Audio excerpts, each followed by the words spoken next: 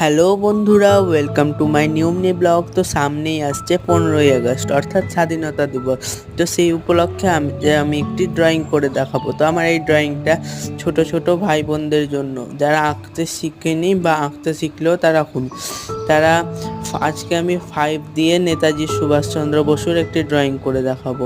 হয়তো এই ড্রয়িংটি তোমরা অনেকেই করতে জানো, তো আবার অনেকেই করতে জানে না। তো যারা জানে না, এই ভিডিওটি তাদের জন্য। তো চলো শুরু করি।